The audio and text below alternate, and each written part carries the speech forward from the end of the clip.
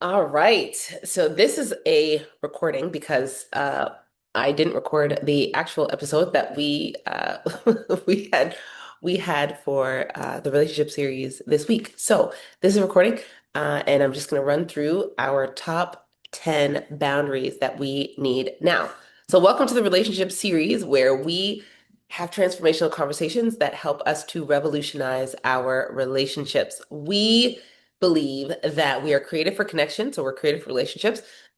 So we spend time talking about how to create the best connections possible. And if you've been here for any amount of time, you know that we say we heal for real, we do the work, and we sow what we want to grow. So if you're here, it means on some level you want to have better relationships.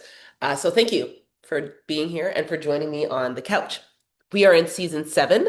We're doing top tens this season.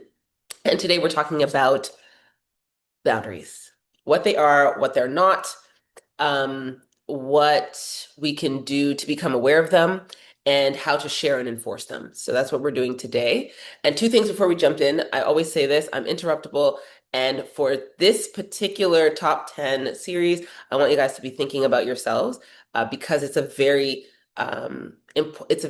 sort of self-empowering top 10, right? We can see the areas that we can put boundaries in place for ourselves so that we can have better relationships. Okay, so what are boundaries? Boundaries, hopefully it's not a scary word for you, and hopefully it's not a foreign word for you. Boundaries are, simply put, limits that we put in place to protect ourselves, that help us to show up in a particular way, and then that also teach people how to treat us. And so, this is not Oxford's definition or some scientific definition or whatever. It's very simple. Limits help us show up uh, well and teach people how to treat us. And I want to say this, that boundaries that we put in place are for the purpose of creating better connection with other people. So what boundaries are not are ways to be rude to other people, to be mean, to be insulting, to be critical, to create excuses for ourselves, to push people away, to put up guards and walls. Those are not boundaries. That's not what we're talking about here. We're not talking about withholding our affection. Well, this person made me upset and hurt me, so I'm not going to be their friend anymore. Or I don't, this person made me upset, so I'm taking my ball and I'm going home. That's not what boundaries are.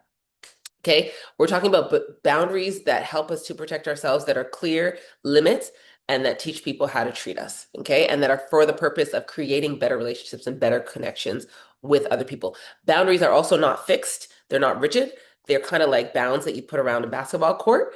And so if you're out of bounds, there's a way to recover and bring people back in bounds, right? So there's a method for that. This is not like out of bounds, boundaries cut off, you're on your own.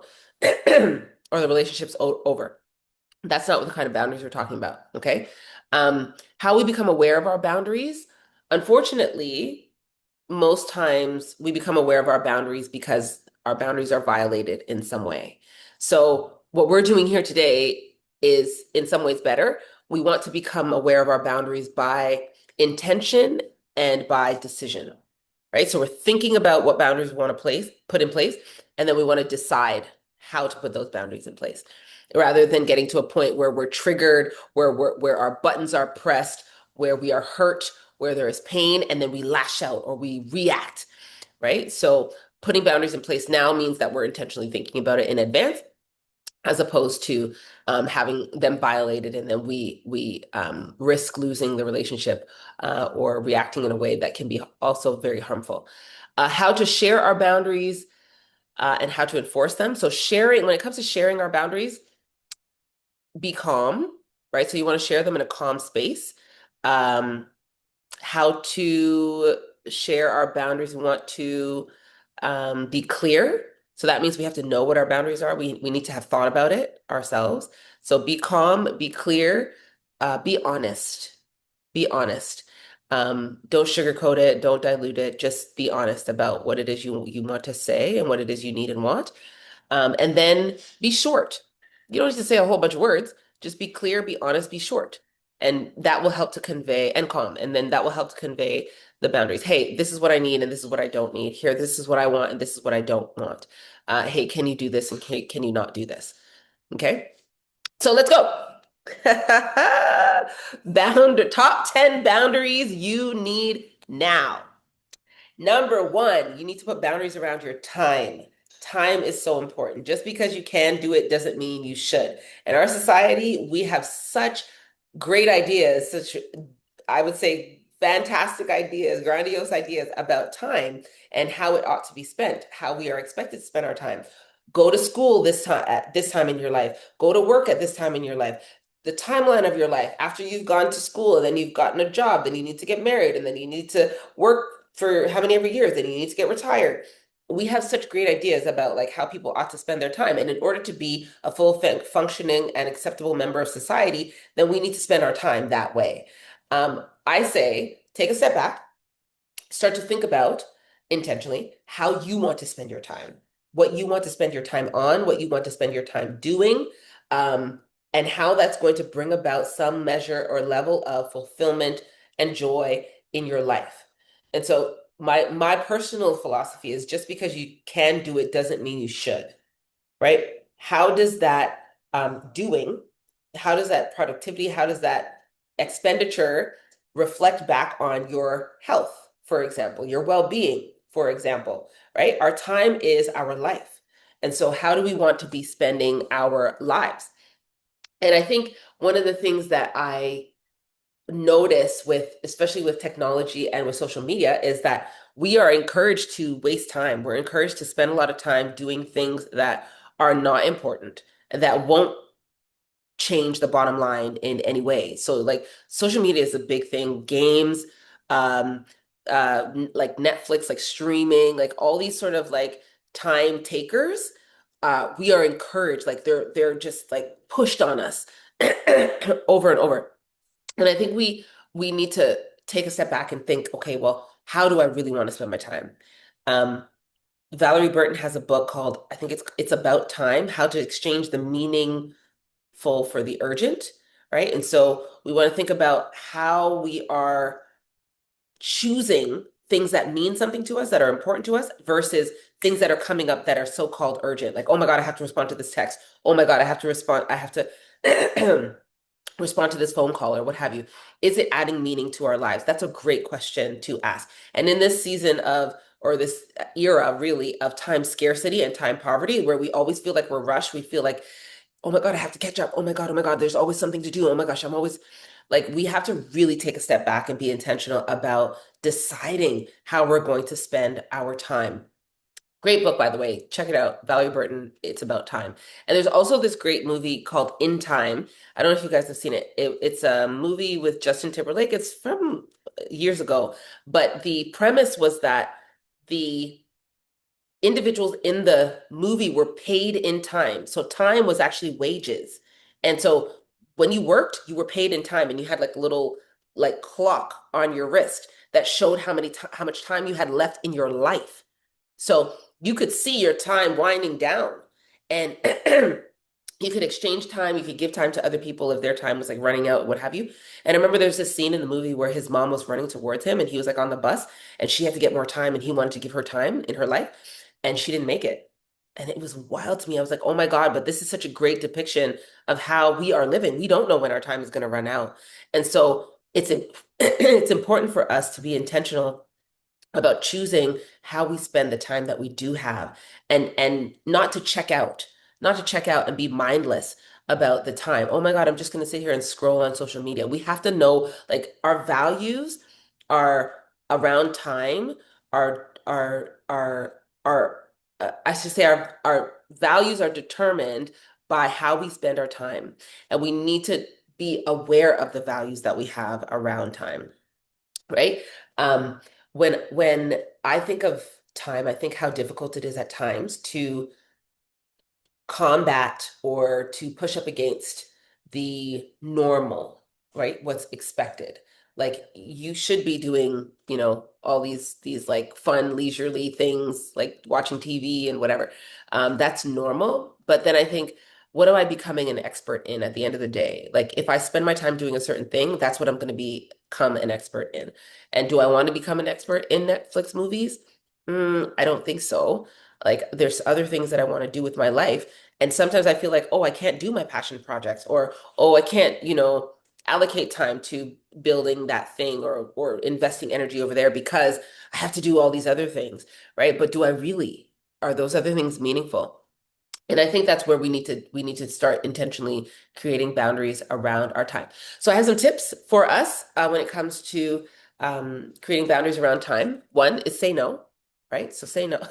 Learn to say no. You don't need to be at every single party, or you don't need to RSVP to every single baby shower. Say no. Number two is protect your calendar. So use your calendar for one, schedule for sure. Schedule things that you need to do, put leisure time in, rest time in, all that kind of stuff. And we just don't like rest for some reason. Everybody wants to be like super hyper productive, but schedule time in for your leisure and stick to the time. I had a client one time who like literally was like, "Hey, put me in your calendar for the next 2 years." And she's like, "I'm going to show up and be committed to my time for self-care." And I was like, "Wow, that's amazing." And she never missed a session ever. So say no, protect your calendar. And then the last tip that I'm thinking about when it comes to time is like get clear on what you want, right? So if you want to be working 9 to 5 or you want to be working 6 to 10 or whatever, like make sure that's true to who you are and what you want, right? And stick to that. Put it in place and stick to it. Get clear on what you want and then create boundaries around what it is that you actually want. Um, I have sort of boundaries around play. So what I want, how I want to play with people or play outside or be social, and around boundaries around work. So I have specific work hours. Then I have boundaries around like rest, how I want to rest and restore my body. Um, and I have phrases that I use, right? So I'm like, hey, I just want to be mindful of the time, right? So that I know that, time is winding up. And then I have a hard stop. That's another phrase that I use, right? To make sure that hey, I'm here, I'm present, but I do have to stop at a particular time. So I don't want you to feel neglected or anything like that, but I also want to respect my own time so that I'm not resentful at the end of the day where I'm like, oh my goodness, I gave all my time to all these things and I didn't get a chance to take care of myself. So yeah, being mindful of your time and creating boundaries around that. We do also need to create boundaries around number two, our bodies.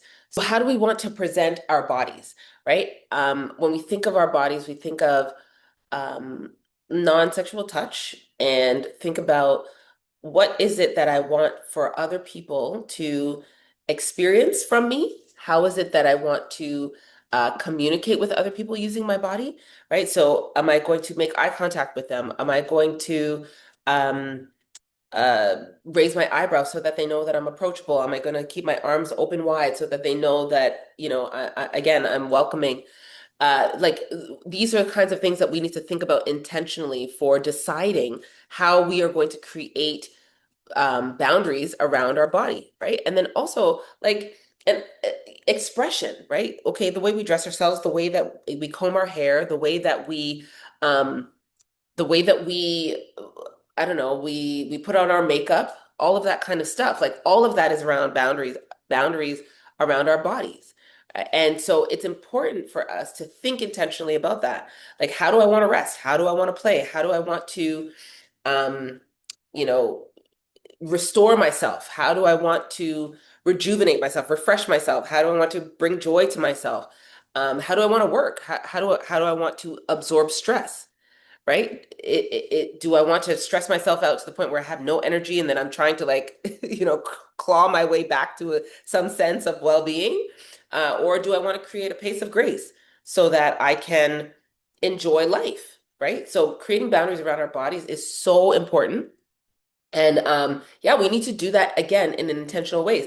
Boundaries around like what we look at, what we see, what our eyes are taking in, what our ears are taking in. Don't just be scrolling mindlessly on social media or just be looking at everything, listening to everything, right? We need to be intentional about what it is we want to take in and create boundaries there to keep ourselves safe, to keep ourselves showing up the way that we want to be showing up, right? I want to be on my P's and Q's. I don't want to be anxious or depressed or complaining or pessimistic or complain or whatever the words are. I want to be present. I want to be available. I want to be open. I want to be optimistic. I want to be motivational. I want to be all these things. Well, I have to create boundaries around my body, my physical space, so that I can do that in my relationships. Um, so mind what you think watch what you watch, listen to what you listen to. Just be very, very, very intentional about it. Um, my tip here was define your personal space out loud. And so when it comes to your body, be able to say, you know what, this is what I need. I need to feel safe. I need for you to be like this far away from me, or I need for you to not touch me or touch my hair or hold my hand or whatever the case is. Like in order for me to feel safe, I need for you to do this thing. And I have a little friend, her name is Jordy, and she's 3 years old, and she has given me the best example of setting boundaries that ever had. She's super cute. And so she invites people to like not she attracts people, let's say, to like touch her and like tousle her hair and like touch her face and like, oh my God, you're so cute. Da, da, da, da. And sometimes she'll just be like, no. Like people will come like hug her and kiss her on her face. She'll be like, no. And they'll be like, what's wrong with you? And she'll be like, no, I don't want you to kiss me right now. I don't want a hug right now. And or no, I don't like that. And I love that so much because she's just so empowered to say what it is she wants and needs. It doesn't matter who you are. These are grown adults. And beware of people, by the way, if you're one of these people or you know these people, beware of people who dismiss or ignore or who minimize your boundaries, right? Because they'll just, she's a kid. So they're like, oh, come on, don't be so silly, or come on, don't be so. And she's just like, no. And I say, no, let her put her boundaries in place because she's putting boundaries in place that one, teach you how to treat her, and that two, help to protect her and help her to feel safe. And she's 3 and she's putting these in place. So I think that's a good example. There's a whole fly in here. It's so annoying. I think that's a good example of putting boundaries in place around your body. Like, what is it that you feel safe with? What is it that you feel comfortable with? And be courageous. Be able to say, like, don't touch me like that.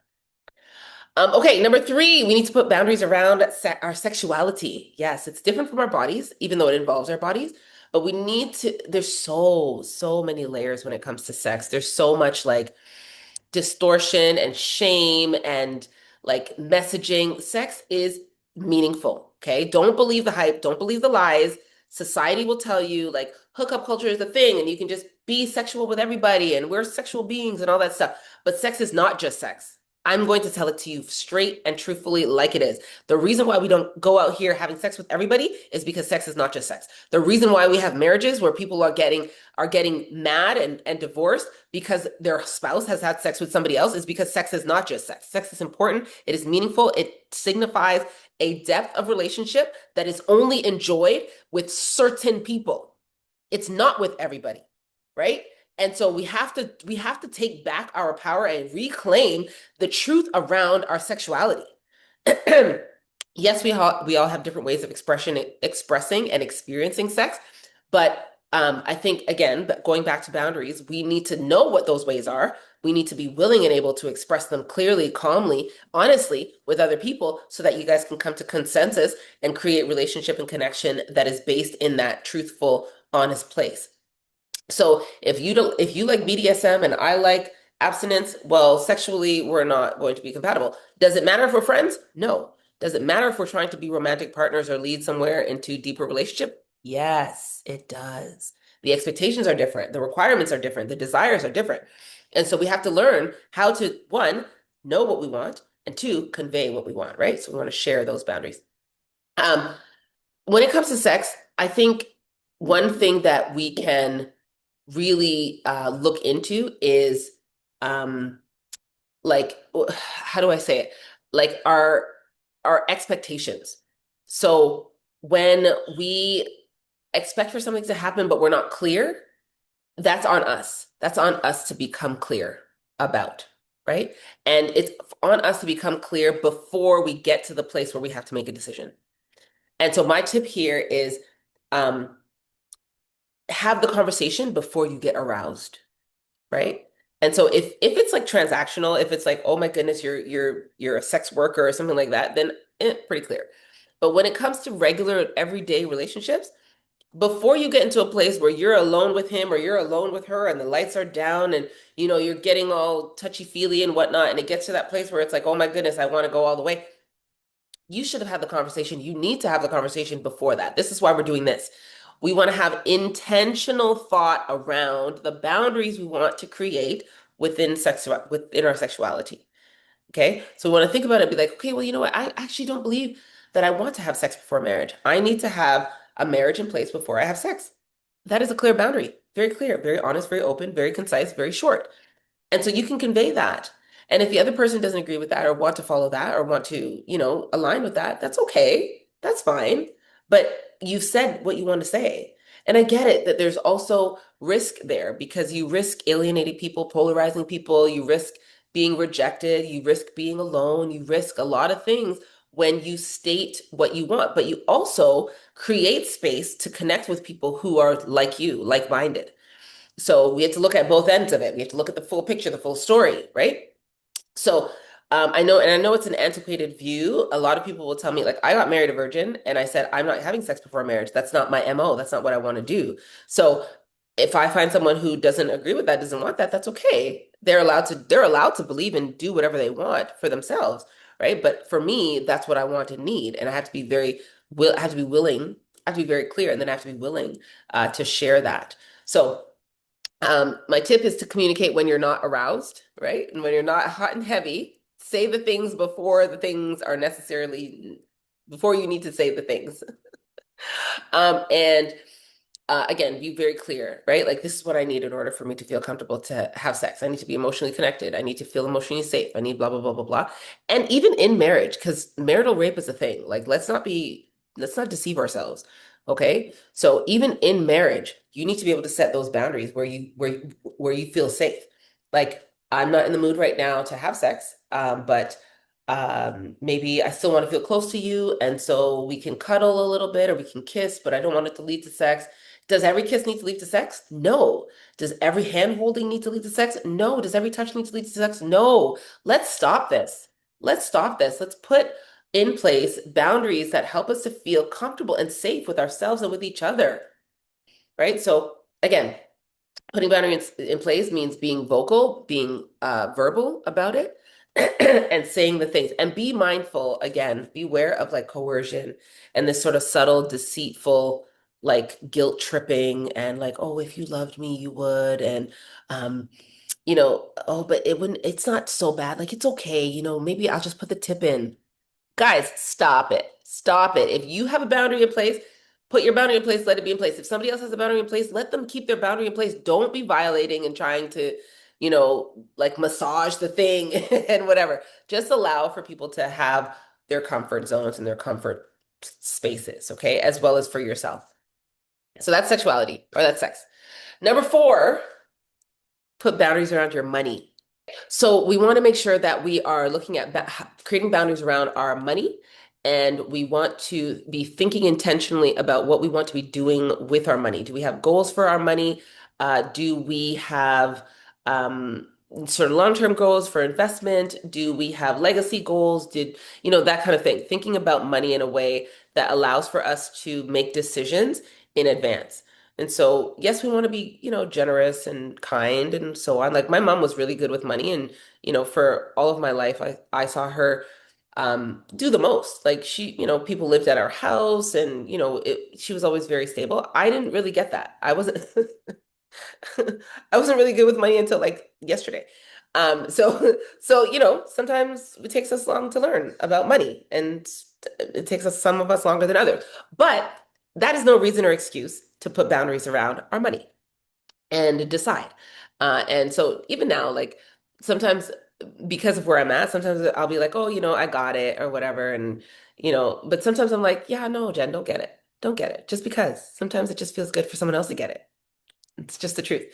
So put boundaries around your money, have goals for your money, check on your overspending and all that kind of stuff. I spend a lot of money on travel, and it's because it's part of like my value system. I love to travel. And so I'll do that over spending money, say, on like clothes or something like that. And so again, it's up to you. I know people who will spend thousands of dollars on bags or like shoes. And, so just make sure you're deciding and you're aware of why you're deciding for those things. And you're putting, again, boundaries around it, right? Um, Here's a tip. Tip is that's not in my budget right now. Have a budget and be able to say that's not in my budget right now. So even having a budget for generosity, like, hey, can I borrow $500? Yeah, that's not in my generosity budget right now. There's only $250 there for me to be generous, right? So you can say that. You're allowed to. You're absolutely allowed to do that.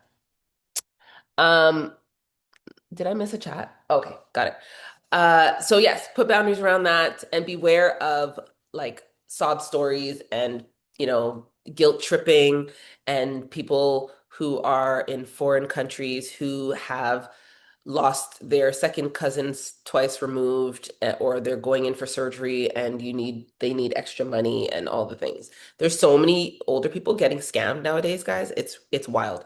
So just put boundaries around your money. Don't be giving it away, spending it frivolously, all that kind of stuff. And know exactly what your money is doing for you or not doing for you. I don't know if anybody's heard this. It's like a statistic around lottery winners, like people who win the lottery. And like within 7 years of winning millions of dollars, like they go broke. And that is an example, extreme example, but an example of people not putting boundaries around their money. Okay, put boundaries around your tongue, right? So around your conversation, around what you say. There's a scripture in the Bible that says life and death is in the power of the tongue. The tongue is a very small thing, but it has very big impact. And we all know this. We've all been hurt in the context of a relationship because of somebody's words. Somebody has said something hurtful to us, and we have carried that with us for the length of our lives. We know this. And so we need to put boundaries around our tongues, our own tongues. How do we want to show up? What do we want to say? What do we want to not say? What do we want our words to be doing and not doing? I remember when I was young, my dad said, um, we don't curse. And part of the reason why we don't curse is, and I used to read the dictionary. I used to have to read the dictionary and the thesaurus, because only people who don't have enough intelligence to come up with different ways of articulating themselves curse. Oh, I mean, I know that's not true now, but at the time, I was like, oh, okay, cool. Well, I'm gonna have to find different ways to express myself. And so I have to come up with the synonyms and the antonyms and the adjectives and the nouns and all the things, right? And so even now, I put boundaries around what I say and what I don't say. I still don't curse. I still don't, because I can find other ways to articulate myself. But also, I don't want other people to have to hear me cursing. I want other people to get the gist of what I'm saying, and I want to do so in a very clear and concise way. And so I put boundaries around how I convey my messaging and my communication to other people.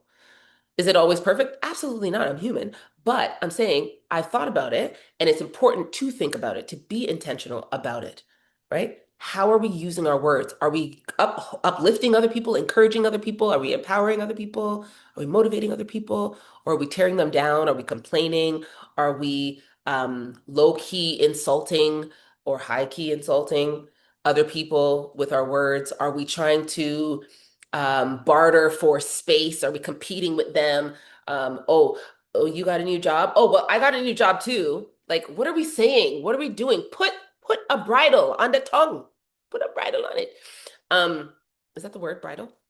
Anyway, uh, I think it's important to think about, are your words hurtful or is it the truth that hurts? Um, I don't know. See, that's a question for us to decide, right? Are our words hurtful?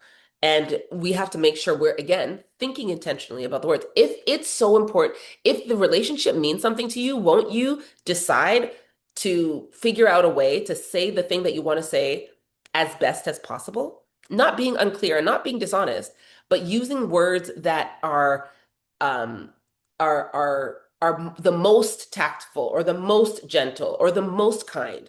If this person in this relationship is important to you, then won't you do that? And we have no excuse nowadays because we have all these devices, all these what AI things and whatnot. Like you can literally go to Chat GPT or whatever AI and be like, hey, I want to convey a particular boundary to somebody that I really care about and that I love, but I need words to help me say it. Please give me a script. Chat GPT is going to give you 16 scripts for you to choose from. You're telling me you can't do that. It's going to take you 30 seconds. So is your relationship worth it? Is it worth you taking the time to do that, to say something kindly and clearly? Or are you just going to be like off the cuff and just let your tongue just hurt people? We can do our due diligence at this point, right? And this is again our admonishment in this place, putting this top 10 boundaries. Why? Because this is an area that hurts people and it destroys relationships. So if we want to have revolutionary relationships, this is a boundary we need to put in place now.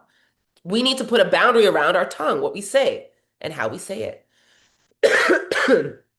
um, Chief, you're a cusser, very fluent in it. Okay, okay, sailor. Um, Spoken when needed. Yeah, whenever you feel. And again, these are personal boundaries, right? And so you get to decide what is appropriate for you and what is not. And if people decide that they don't like it, then you can be free to allow them permission to leave your space, to not be in your space or to leave your life. Just know that it's done with intention as opposed to by reaction, right? Okay. Let me see. Tip. Question yourself. What is my objective?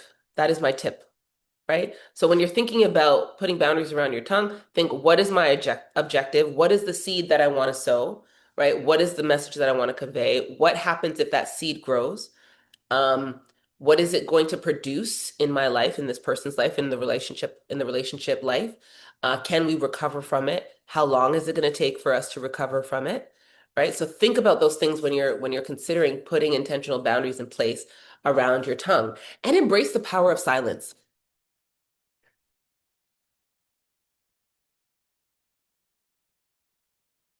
Like that. Take a beat. Take a beat. There's power in silence. Sometimes you need no words at all. Just be quiet, and it can convey all of what you need to convey. I'm here, I'm present. I don't need to say anything. So, uh, that's what is it? The honesty is worth it. I prefer the brutal truth than to sugarcoat or dilute the true meaning. And again, we're using words. We don't know if they're sugarcoating or diluting. All we know is that there's intentionality and that there's thought that's put behind. There's a whole fly in here, put behind what you are trying to convey, right? And so if you put your own boundaries in place and you're satisfied with those, then that's great. And then, let whoever be whoever. Like this is about you as opposed to anybody else. Um, Let me see. Here's some tips that I've thought about or that I've said. Yeah, I'm not really comfortable talking about that right now. I said this 3 days ago to someone who asked me a question. I was like, yeah, I'm not really feeling that conversation right now. I'm not looking to get into that right now. We'll come back to that later. And that's okay to say. It's okay to say that to others when we're thinking about um, our tongues and our conversations and so on. And then the other piece was, so trauma dumping is a real thing. I've seen all the social media posts and we listen and we don't judge and all this weird stuff. If someone is consistently trauma dumping or using you as their space or place to say all the things or to cuss or using you as like a sounding board or their therapist or like a punching bag or things like that, you can say, you know what? I'm going to distance myself. Like I don't want to be your punching bag. I don't want to be your therapist. I don't want to be any of these things. I want to be your friend. And the role of a friend is to be here to support. But what I can't do is hear you this way for any more extended time. You can say that. And it doesn't have to be harsh, again, but it does have to be honest. And again, that sets people's expectations for you. Okay, this is probably my favorite one, number 6. Put boundaries around your digital footprint. So this is like your phone, your socials, your online dating, all that kind of stuff. Like anything that happens in this space, the realm of like what do you call this? The interwebs. Um, yeah, put boundaries around that, right? Whatever we post out here, whatever we're putting up out here, it's forever, right? You don't get like, yes, you can delete it, but I'm sure it can be found somehow. So think past the moment. Think past like you're younger and you want to get a tattoo. Think past that moment. Like, how's this tattoo going to represent me and how I am 10 years from now, 20 years from now? So think about what you're posting, think about what you're saying, put boundaries around it. This doesn't mean be fake, pretentious, disingenuous or anything like that. It just means be wise.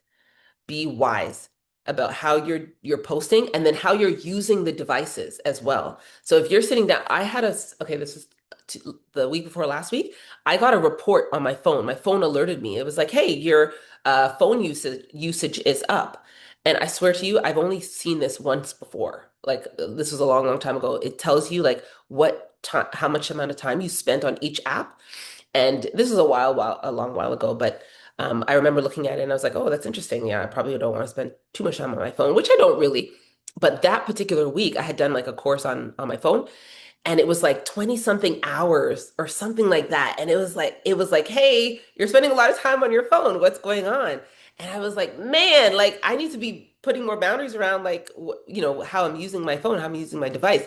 And I think at that time, of course, I was like, I'm doing a course. It's not every day, it's not every week. But I thought about it in terms of like what I don't notice weekly. So how I don't check in on myself weekly. Like how much time am I really spending on my phone weekly? Like is it 6, 7, 8, 9 hours? Is it like a whole part-time job? Am I spending a whole part-time job time out here on my phone every week just doing random things? Like I need to be checking that because again, we need to put boundaries around our time and know what we're spending our time doing. Um, let's see. Notifications, that's a big thing. I think Simone said it earlier, to mute, do not disturb. These are really helpful tools for us to make sure that we are putting good boundaries around our phone usage or our device usages. Do we use our laptops and so on for work, and then put them down? Or are we like always on our laptop all the time? Like we need to make sure that we're using the devices well and we're intentional about how we're thinking about using these devices, how they're tools for our lives, but they don't become our lives, and how we're using them appropriately to enhance our lives as opposed to take over our lives.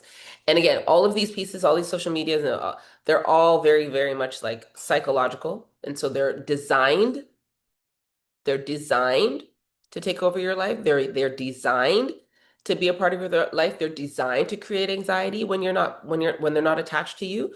And so if you're having difficulty and trouble, just know that it's normal. It's normal because they're designed for that purpose, right? So think about it. Um, there was an experiment, I think it was social something. But anyway, it challenged people to leave their home without their phones. And so it was like, how do you feel when you leave your home without your phone? What happens? And people start reaching for the invisible phone. Like every few hours they start reaching, but there's no phone there because they didn't bring their phone that day. It was so interesting to me. And I was like, yeah, this is how we've learned and programmed ourselves to interact and engage with our devices, right? So try it. Just try it. Try leaving your phone like maybe in another room when you go to sleep, or I don't take my phone with me or put my phone near me when I go to sleep anymore because or when I wake up, obviously. Because I found that I would like pick it up and I would like open it first thing in the morning. Like the alarm would go off, but then I wouldn't just turn off the alarm. I would like, oh, opening it up to see what messages I got and stuff. Um, and I was like, yeah, no, I want to be present. I want to be authentic. I want to be real. I want to be here, all the things. And my phone was taking me away from that. So try it. I think my tip here when it comes to like maybe mitigating against how you use your device, or how you present yourself online, or what boundaries you put in place around those things would be to, um, well, put down the phone for one. Like if no, for one, two, and three, put down your phone. So if I have to go into another meeting where someone has their phone, like, I'm gonna be so mad. Like, I'm gonna be cancel culture. I'm gonna be like, yeah, 2026, forget you. Because I can't deal with it. You invite me to come to coffee or to dinner or to lunch or whatever, and you have your phone. Why is it me, you, and your 20,000 followers? I don't need to be in the room with you and your followers. Okay? Can it just be me? Can we talk? Can we talk? Can we just have a conversation? I feel like we've lost the essence of like active listening, present, real connection, like just the capacity, the ability to like look at one another in the face and just talk, just have a conversation for goodness sakes, without your device, like picking up oh my gosh, it's ringing, or it's vibrating, or it's face up. Like, who's calling you? Like, no, but there's no emergency, okay? If we go out, listen, for all of you in the interwebs, if we go out, it's just me and you have your phone, 2026, it's a wrap. Okay. It's right. And I'm not talking about you guys are all out, everybody's having a good time, everybody's got whatever you want to do messaging and take pictures and blah, blah, blah. I'm not talking about that. I'm talking about like active listen. And this is me setting limits. So I'm giving you guys a real life, real time model of setting limits, setting boundaries for what it is that you desire, what it is that you want. And this is for you. You get to take inventory for your own life. I just know for me, if I'm spending my time with you, that my phone is going to be over there somewhere. It's going to be in my bag somewhere, and I'm going to be focused on you. I'm listening to you. I'm trying to figure, what's going on in your life, and so on and so forth. Like in this day and age, this year of our Lord 2025, and you're 20, 30, maybe not 20, I don't know. Generation Z is kind of weird. But if you're 30, 40, 50, and like you still can't have a conversation with a person without your phone, like, what are we doing? And I realize that sounds judgy. I just heard it come out of my mouth. That sounds very judgy. And I'm not going to justify it because I'm still working on my whole judgmental stuff. But what I am going to say is, in my opinion, my desire and my preference would be to have a one-on-one conversation that is meaningful and that allows for us to share and to be vulnerable and to be connected. And the phone gets in the way of that. I'm going to say that. And so, not to be judgy, but yeah, just anyways, we got that. I tell everyone that I'm not my Facebook life. I choose to post or not to post. Yeah, even when I post, absolutely, you're not your Facebook life. Um, Sorry, can you repeat the last point you were texting? Well, you missed it. Most folks will be late for work rather than go without their phone. You're absolutely right. But folks are going to go back to get their phone. It's such an electronic leash. I love that. Are we dogs that we need a leash to be attached to? Are we dogs, y'all? We're not. We are free beings. We need to be free. We need to be out here. We need to be connecting with other people. So put boundaries around your devices, around your digital footprint, around all of that stuff. It's important. Okay, we need to put boundaries around our thoughts, our mind space. Oh my goodness. Yes. As a man thinks, so is he, or I think, therefore I am. That's the philosophical equivalent. We need to put boundaries around our thoughts, the way that we are thinking, and be determined to think intentionally about it. What do we want our mind space to be like? What do we want our minds to be resting on? What do we want to be daydreaming about? What do we want to be ruminating about late at night? Right? We can put boundaries around our thoughts and our thinking, and we can train and practice to avoid stinking thinking, so to speak, and to think in more, you know, positive or growth oriented or um, whatever ways we want to think in, right? There's like growth mindsets and abundance mindsets and all these different kind of mindsets. I'm not talking about toxic positivity and things that are unhelpful for us as human beings. I'm talking about governing our thought space. And so if we're constantly thinking like negative thoughts, oh my goodness, what if this happens? What if this, and they're all negative? Well, I would personally start to think of like, what are all the positives that can happen? Because I want there to be balance. I want there to be a full story as opposed to like a skewed perspective. And I don't want to entertain and encourage unhelpful thinking styles, right? Because that at the end of the day is not going to make me feel good and it's not going to be beneficial or helpful for creating the kinds of relationships that I want. So I want to think, okay, well, what can I do to create boundaries around my thoughts? Well, I can govern what I watch and what I see because that influences what I think. I can govern who I engage with.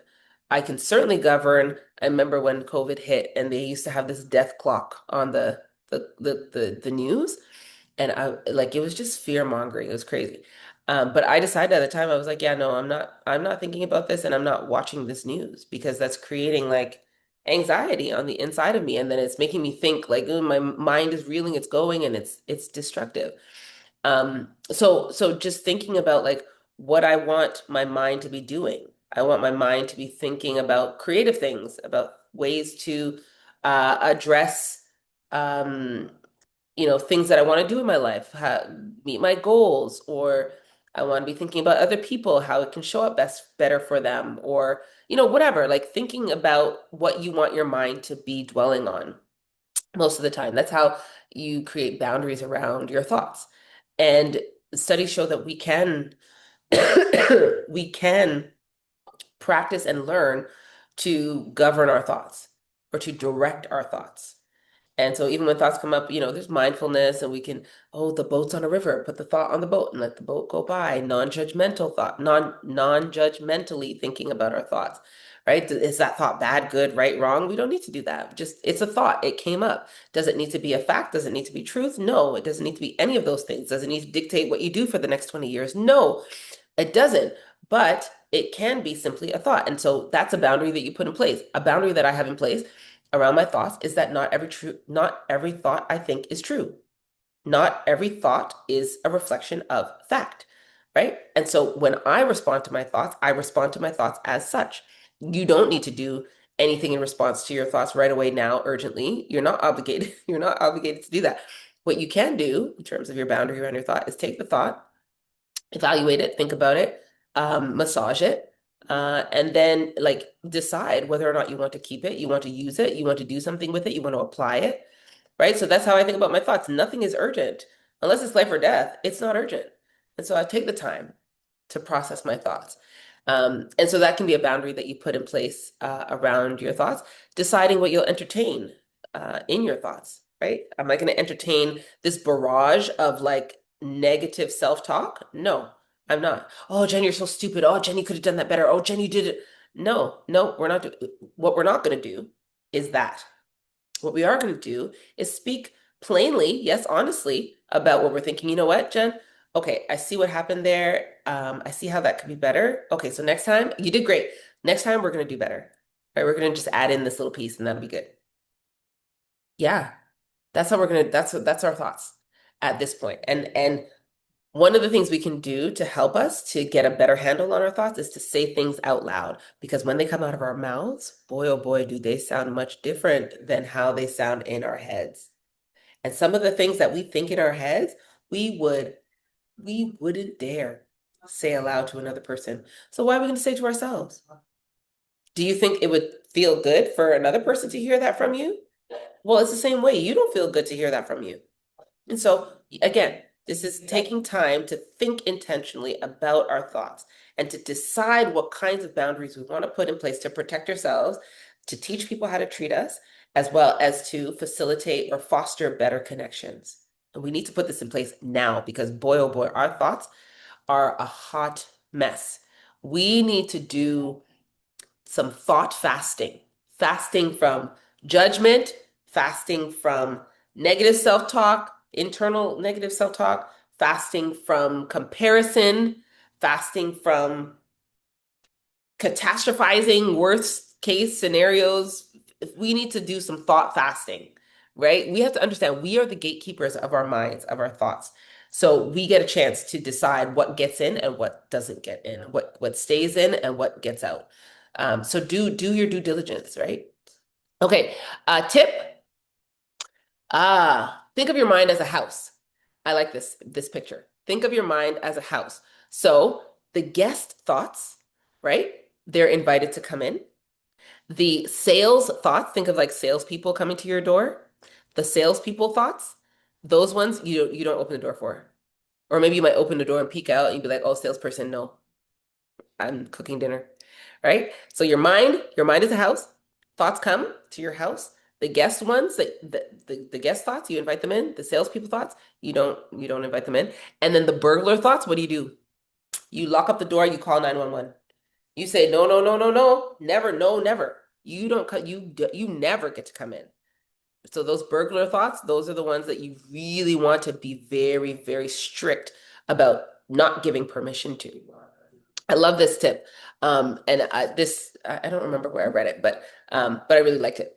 So beware of entertaining thoughts that are not true. You can look up CBT, which is cognitive behavioral therapy, which I find to be very helpful when it comes to governing thoughts, and look up 10 unhelpful thinking styles. And I'll probably post a link in the comments so that you can see.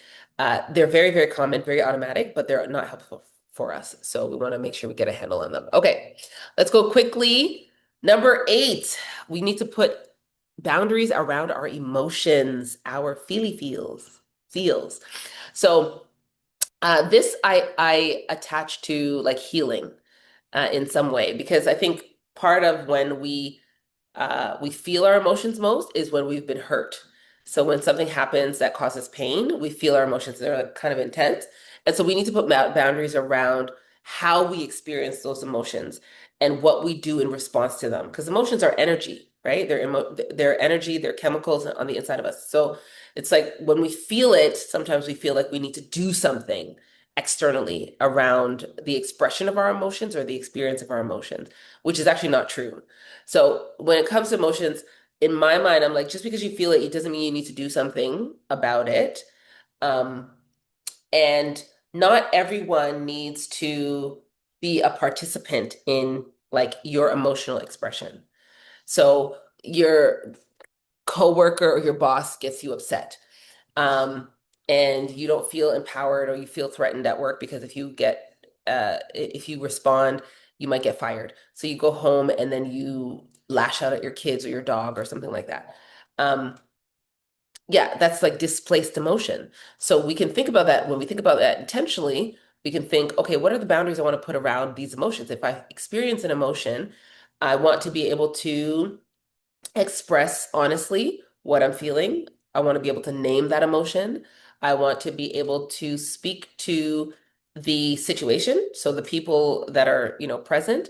And then I want to be able to create something different, right? So I want to be able to ask for a need to be met, or for something to change. And these are all tips, but they're also examples of creating boundaries around what you want to do with your emotions, how you want to feel, and then how you want to express yourself. One of the things that's really important, and I know emotional intelligence is like a new buzzword. Everybody's wants to be emotionally intelligent. But that's a skill. Like those are skills that we learn and grow in over time. And so even developing language around emotions can be a boundary that we set. Like when someone asks, um, hey, how you doing? Maybe I don't answer, I'm fine.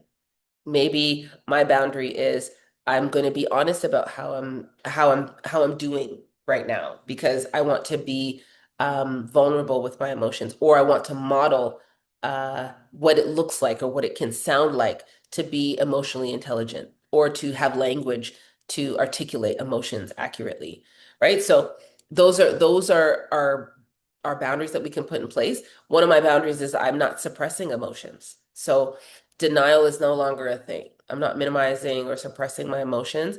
What I am doing is I'm addressing them, I'm naming them, and I'm addressing them. I'm feeling them, I'm sitting with them. I'm growing in distress tolerance and self-soothing, and I'm listening to myself as I feel them. And so things come up and I'm like, oh yeah, that's a thing. That's real. I'm not denying, oh no, no, forget it. That's stupid. You shouldn't even feel that way. No, no, no, no. I'm just accepting what's present and what's happening. And I find that's easier than trying to like avoid and run away from and wish things away and hope things are gonna leave me and things like that. It's like, okay, my boundary is now to accept as opposed to try to push back against what's actually happening in reality. So when you think about it, when you're putting your own boundaries in place for your emotions, like think about like the how I want to experience this, right? How do I want to express myself if I'm upset or angry? Do I want to say I'm upset or angry? Or do I want to say what I'm saying in an upset, angry tone, right? You have your own boundaries to put in place, but it's important to think about it beforehand. How am I going to choose to express? And think about it before you are in the moment, right? Like how we process emotions, how we express our emotions, how we experience emotions, that all can be done before we get to the point where we are feeling at an intense level those emotions. This also has to do with empathy. I think empathy is a way that we express our understanding of other people's emotions. So that can be something that we put in place as well, like how, and a lot of us are probably better at this or more inclined to do this than we are towards creating boundaries for ourselves. Like, how am I going to be empathetic towards myself? How am I not going to minimize and dismiss and ignore my own emotions? Doesn't come as naturally as how am I going to show this other person that I care, that I understand them, that I'm there for them. That comes more naturally because we want people to like us, we want to be in good relationships with other people. So we think about that. We think, how can I demonstrate empathy to others? But even that we can create boundaries around, right? So how am I going to do that? Um, my tip here has to do with emotional reasoning. So feelings are not facts. They don't denote truth, similarly to how thoughts are not facts. And doing our due diligence to extract the information from the feeling or the emotion without corroborating the feeling or the emotion as the truth. Right? So just because I'm feeling tired and I don't feel like working out today doesn't mean I can't work out today, doesn't mean that I am incapable of functioning. It just means that I'm feeling tired and that I need to do what's effective in terms of getting up and doing my workout. And at the end of the workout, I know I'm going to feel better, right? So my tip is feelings are not facts, but they are information. They are data for us. And so we can extract the information. What is it telling me? What is it? And what do I need to do with the information that it's telling me? And do so without judgment. It's not like, oh my God, I'm such a terrible person because I didn't get up and do my workout today. No, it's without judgment. It's just an observation. It's like, oh, okay, I recognize that I'm tired. Like it's a real thing. Am I going to get up? Yes, I'm going to get up and do what I got to do. But it doesn't have to be like this, big thing. Um, and then another part is because emotions are kind of tricky and sometimes can linger, and we don't always know what to do and how to process. Journaling is helpful and therapy is helpful, of course. I'm always going to plug therapy, but journaling is actually really helpful for like writing out our emotions and processing through on paper our emotions. And yeah, being able to say like I feel whatever, even a feelings wheels are super helpful to help us gain language and name like what it is we are feeling. I feel humiliated. It's different from I feel um overwhelmed. I feel overwhelmed is different from I feel inferior. Inferior is different from I feel hurt. Um I feel rejected. I feel, whatever the words are, like all of those are different and and they require different responses. So, yeah, we can also say that to other people. I'm feeling a lot right now and I just need some time. Maybe we might need to go and self-soothe or we need to um, grab a drink or whatever the case is. So, boundaries around our emotions. Boundaries, number nine, boundaries around our spirituality. Um, I don't know. I this is an important one for me because I think we're spiritual beings. I actually do believe that, and I think this body holds a spirit, and we all connect to the realm of the invisible in some way, shape, or form. So even if we don't ascribe or subscribe to a particular like religious background or religious belief system, there's something about understanding that we are spirit beings and that there is an invisible realm somewhere around us that's doing something that we don't fully understand or can fully see. And so when I say having boundaries around our spirituality, it's really just about being careful not to adopt every and everything, to not be like super open, but also not be super closed, right? Um, I think there are a lot of belief systems out there. And I think we are all searching for meaning. I think we are all searching for purpose and fulfillment and peace and joy and love and enrichment and enlightenment. And all these things are very human and belonging and connection. But I think we also need to think critically and intentionally set boundaries around what we're willing to accept and explore in our lives. One of the things that my one of my professors said to me, this was years ago, I took a world religions course, and he said, if any group of people, religious group, is is wait, what did he say? If any religious group is out to get your time or your money, you have to beware. So if they're out to encroach on your time, like you need to be doing this at this time on this day. You need to come and live where we all live. You need to move in. We need to have governance over your time or your money. We need to have control over your money. You need to give us all your money. Then you need to beware. And it stuck with me. And I was like, yeah, that's true. Because a lot of like cults and things like that, like they want your time and your money. And they do that under the guise of like spiritual enlightenment and like sacred beliefs and rituals and things like that. And so it's important again to be mindful and critical about how we're thinking about this area of this aspect of our lives, because we are all drawn to discovering meaning and purpose for ourselves. So it's really just to take a step back and to think again intentionally about what how we want to explore this area. I'm a person of faith, and so I I use this sort of boundary setting to help me decide how and when I want to serve, in which ways I want to serve, how and when I'm building my relationship with other people as well as with the Lord. For me, it might be different because I subscribe to a specific faith. I subscribe to a specific faith. But for you, if you want to tap into the invisible or the enlightened space or whatever, you may not have a specific like religion in mind, but you want to experience some kind of like awakening or like just some kind of depth, right? You just want to explore. Maybe you're curious, right? Um, then yeah, I would say do so with intention and do so carefully. Um, and to celebrate that, because we do live in a somewhat godless generation or godless environment, whereas most of the rest of the world, they have some kinds of like ingrained cultural spirituality, whereas I think in the West we kind of separate church and state.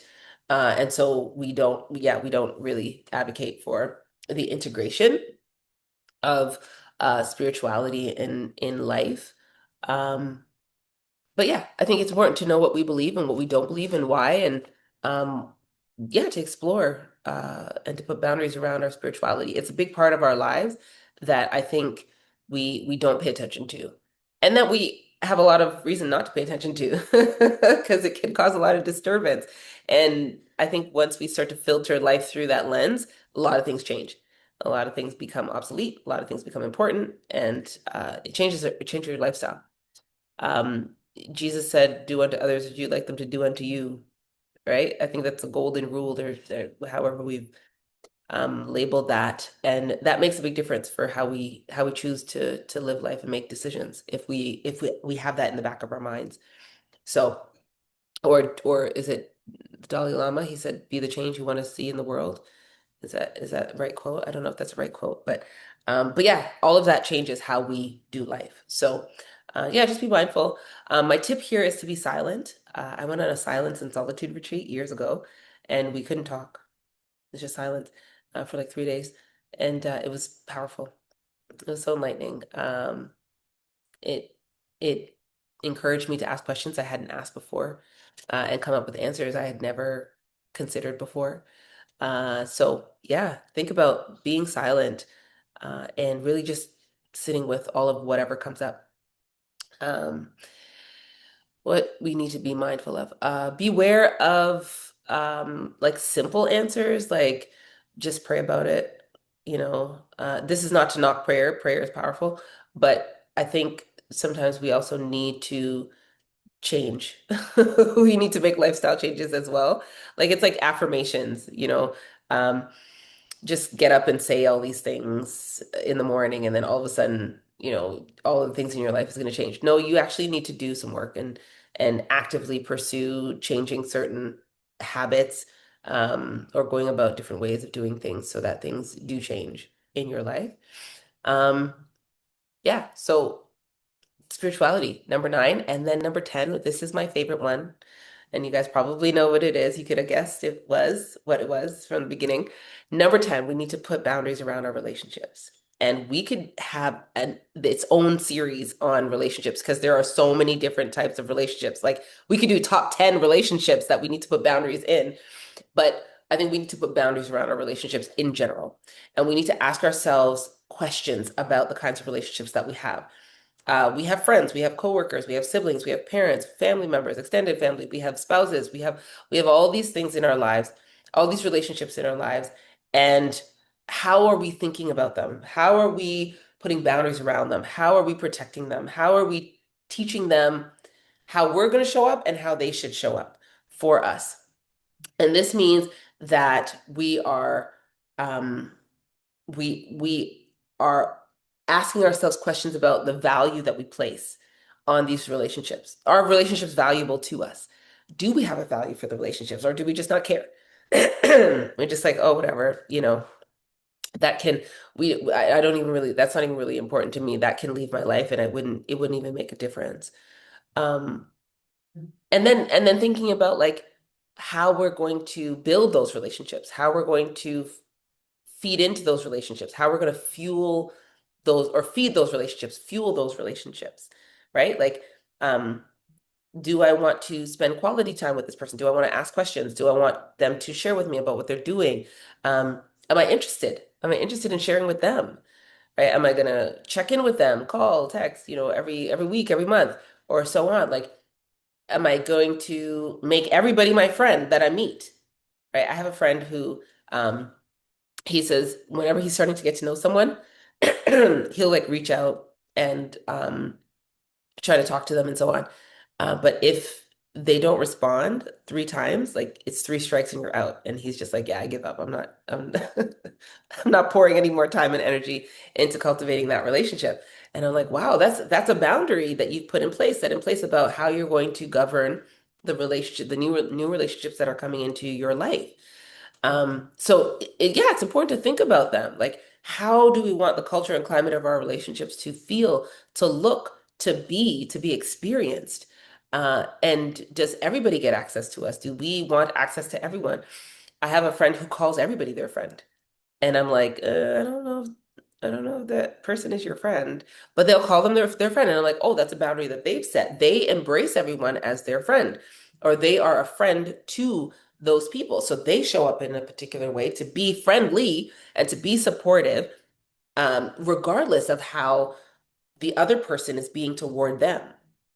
And so I love that, right? It's like, well, your standard is your standard. I'm going to show up and I'm going to speak to you in a respectful way, regardless of whether you're cursing, you're ranting, you're raving, you're yelling, or whatever. My tone is likely going to stay the same, and my words are likely not going to reflect yours if they're insulting or critical, right? But that's a standard that I have for myself. So it's like I uphold my own standard regardless of whatever energy is out there in the world. And I was like, oh, that's great. That's a wonderful, sort of strategy to follow. Um, so again, we're thinking intentionally about this. We're creating boundaries, again, to protect ourselves as well as to teach people how to treat us. And we are looking at the values attached to our ships, our relationships, our friendships, our parentships, our marriage ships, whatever. We're looking at the values that we attach to them, right? Like, I'm thinking to myself, what is it that these relationships are doing? What is it that I want to be doing in these relationships? Do I want them to be healthy? Do I want them to be fun? Do I want to be able to resolve conflict in them, through them? Do I want to be able to recover when there's conflict? Do I want to give and receive validation, support, all that kind of stuff? Do I want these relationships to be healthy? Or am I okay having some drama, some toxicity, some volatility, some chaos, or what have you? Or do I experience all of those things and I want to have something different? And how do I put that in place? Right. So it's taking a step back, um, and deciding what the rules are. Do I have different rules for my family versus my friends? Like, my friends can be kind of crazy, or my friends have to be like on point, and my family can be kind of crazy or whatever, like what am I willing to do to accept? How am I willing to show up? How am I willing to enforce some of these boundaries that I have for myself and my relationships? And again, marriage is very different from friendship. Friendship is very different from your parents. Parents are very different from your boss or your work relationships. So there are a lot of levels, a lot of layers when it comes to relationships. But in general, even just having a framework to operate within when it comes to relationships are valuable to me. I recognize that connection is important on any and every level. I don't need to be, everybody doesn't need a front row seat to my vulnerability.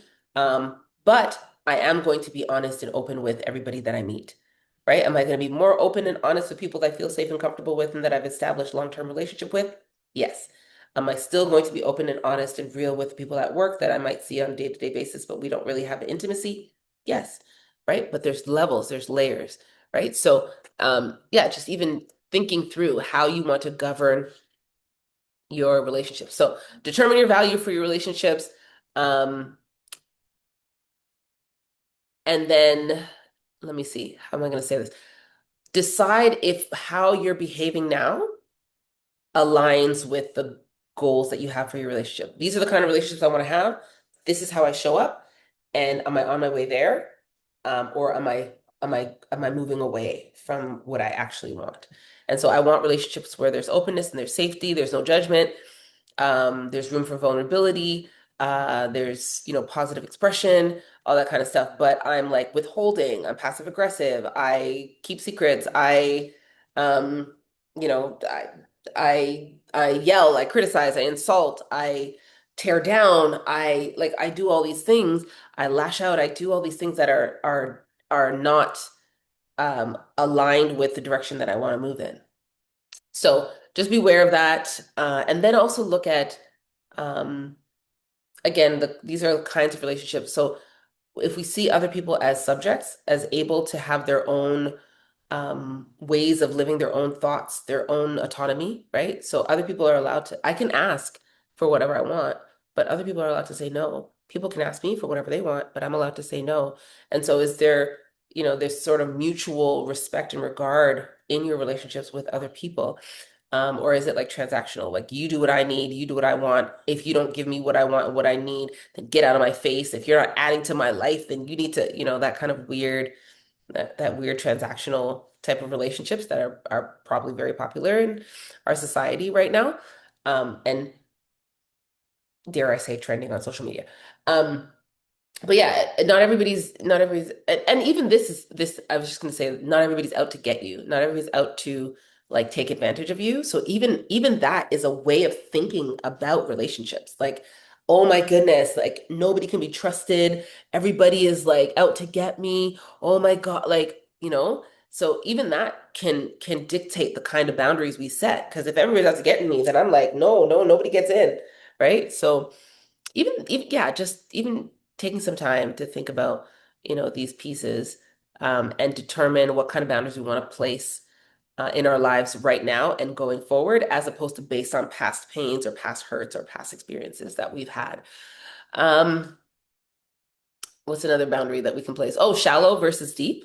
That's another one too. Some people are just inherently deep, and their boundary is like, yeah, go deep all the time. Some people are just shallow, and they're just like, yeah, surface relationships. That's where I'm at. So um, again, it's up to you. Nothing is right, nothing is wrong. It's again, it's up to you what you decide. But if you want something that if you want deeper friendships and relationships with more intimacy and vulnerability, but you're behaving in a more shallow surface, um, non-transparent way, then you're never going to get to the goal. So it's just about, again, knowing what it is you want, making time to think about it intentionally, and setting those boundaries in place, for yourself and for others and for the sake of your relationships, because your relationships are important. So that was number 10. Uh, that is it. At the end of the day, we teach people how to treat us by telling them what we need and want, by showing them what we need. This fly is so annoying. By showing them what we need and want. And then if we are tolerating behaviors that are not aligned with what we are looking for, then we need to start speaking up and putting those boundaries in place in a verbal and intentional way.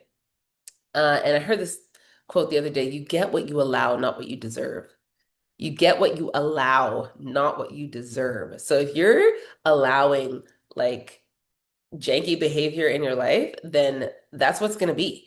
And that's what's going to be normal. It doesn't mean you deserve it. So what we have to do is be intentional, thinking about the boundaries we need to put them in place so that we don't allow the things that we don't feel we deserve.